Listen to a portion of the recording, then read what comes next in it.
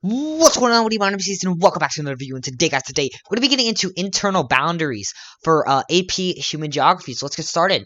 So internal boundaries, these divide up states and the districts within those states. So in the United States of America, we see internal boundaries with the 50 states. You know, Arkansas, Connecticut, Maine, California, Florida. Those are internal boundaries.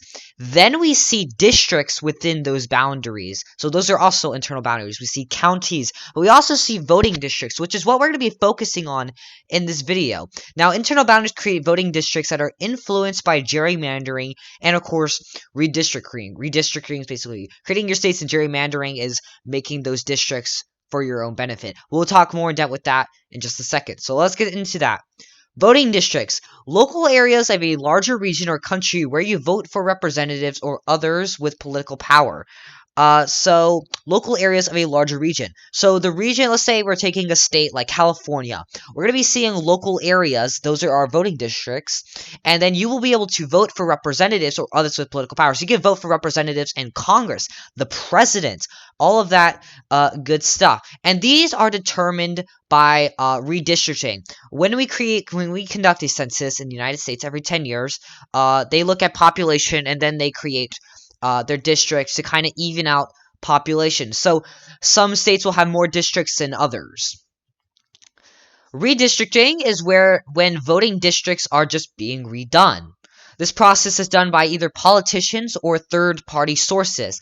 So I guess we could say the census in the United States can be done by, I guess, both. I know some states highly use politicians and some highly use third-party sources. But yeah, redistricting every 10 years or so, every few years, they redo districts, make sure population is fair and square during the elections. The goal of this is to create districts that are not based off political party, race, ethnicity, or any other classification of people. However, that doesn't always happen. We'll get into that with gerrymandering. In the United States, districts are usually created by politicians and are made by reviewing the census that show population changes. Gerrymandering. Alright, you're probably wondering, what was that? Now we get to learn it, which is redrawing districts in favor of your party or opinion. This can also be based off ethnicity, race. So if you're gerrymandering and you make a district that is full African American, and then you make a district that is full Caucasian, that is gerrymandering. That is, I believe, called packing. I'll get into that in just a second. Now, how does the United States avoid gerrymandering when electing people? Well, they avoid gerrymandering with the census. They do it by population. So they create their districts with population to even it out. And that should avoid gerrymandering. Now, that doesn't always happen, though. And we'll get into an example with that. With Alabama. Yes, everyone's states where they think everyone is married to their second cousin. I don't know. I just go with it. Alright, so Alabama has 7 districts, and this is the districts of 2017. So this is very, very current within the last couple years. So, every state in Alabama, not every state, every district in Alabama, there's 7 districts, is based off, stuff. It was made by a politician. Now, 6 of these districts voted Republican, and 1 of these voted Democrat. And that Democrat district was the 7th district. Now, something to know about the 7th district was that it was majority African American. I put African America.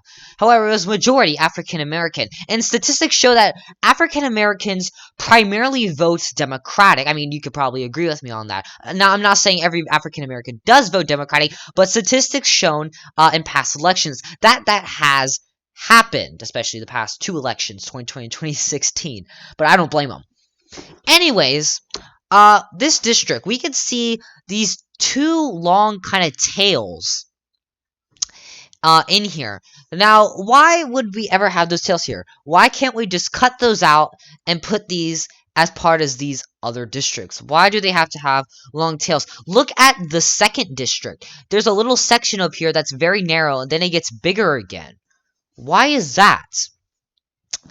Well, this is because it's gerrymandering. The person or the government, the people who made this, did it so that there would be one district that would have majority Democratic. They evened it out so there was majority Republican in all the other districts. They tried to earn as many Republicans in the state as they could. If they removed these tails and kind of made the districts actually look, good, like, they're organized, then we might see 2 or 3 more Democratic representatives. These are for the House of Representatives. We'll see more blue districts in Alabama. So that's an example of gerrymandering.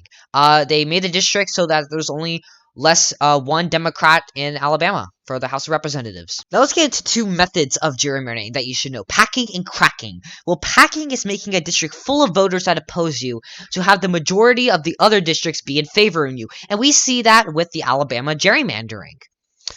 Now, cracking is spreading out voters who oppose you across many districts with low percentages per district. So, you're spreading out your voters who oppose you across many districts. And this usually means all the districts will be in favor of you.